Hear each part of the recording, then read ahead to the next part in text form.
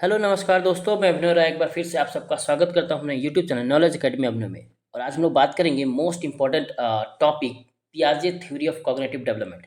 Okay, यानी पियाजे के सिद्धांत, संज्ञानात्मक विकास का सिद्धांत बहुत इंपॉर्टेंट है, इसलिए पूरा वीडियो देखिएगा।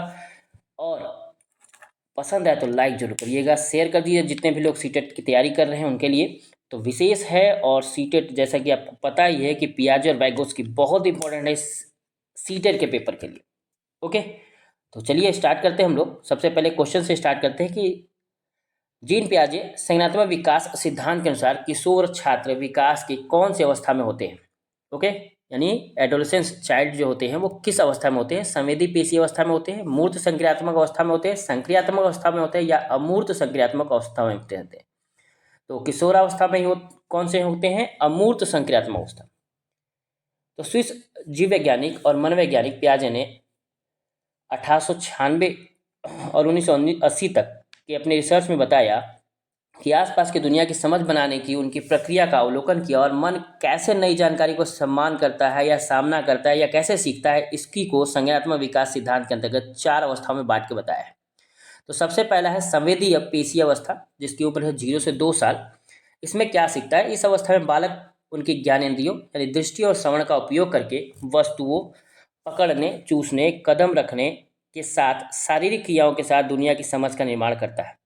वस्तु अस्थायित्व का विकास इस अवस्था में सबसे महत्वपूर्ण भूमिका है। याद देखिएगा, वस्तु अस्थायित्व। ओके, और कैसे सीखता है, ज्ञानेंद्रियों के माध्यम से, और जो कि सबसे इंपॉर्टेंट है स्कीमा।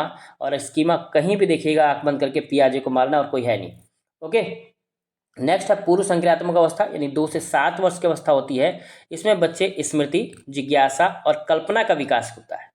वे चीज़ों को प्रतीकात्मक रूप से घर खेलना, चाय पार्टी करना समझने में सक्षम होते हैं। सोचना स्व केंद्रित होता है और दूसरों के दृष्टिकोण पर कोई ध्यान नहीं होता। ओके, यानी वो अपने आप में आत्म केंद्रित होते हैं, अपने ही समझ के साथ विकसित होते हैं। यानी स्मृति, जिज्ञासा, कल्पनाएं का विकास यहाँ पे धीरे धीरे धीरे धीरे शुरू हो जाता है। ओके, याद रहेगा, खुद से बच्चा खेलना शुरू करता है, खुद से बातें करना शुरू करता है। नेक्स्ट, मूर्त संक्रियात्मक, उनकी सोच और दूसरों के सोच के बीच अंतर करने में सक्षम होता है। बच्चे वस्तुओं की संख्या, द्रव्यमान इत्यादि द्वारा उनका वर्गीकरण करना सीख लेते हैं।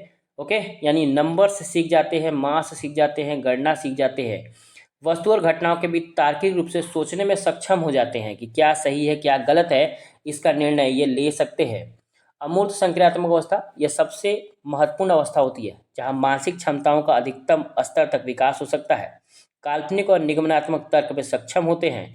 अमूर्त रूप से सोचने, मेटाकॉग्निशन की और समस्याओं को हल करने की क्षमता होती है, यानी खुद से अपनी सारी समस्याओं का हल वो स्वयं करते हैं। गुणा, भाग इत्यादि यहाँ पे बच्चा स्वयं कर लेता है।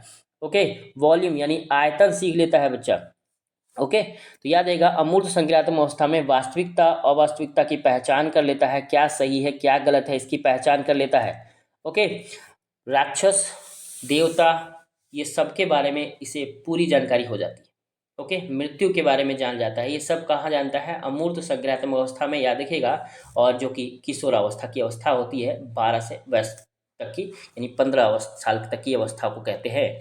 ओके, अतः किशोर छात्र जो पियाजे के संज्ञानात्मक विकास सिद्धांत के अनुसार अमूर्त संज्ञानात्मक अवस्था में है। ओके, तो याद रहेगा, तो ये थे पियाजे और बहुत ही इंपॉर्टेंट है, छोटा सा है लेकिन बहुत इंपॉर्टेंट चीज़ है। तो आज के लिए इतना ही, धन्यवाद, नमस्कार।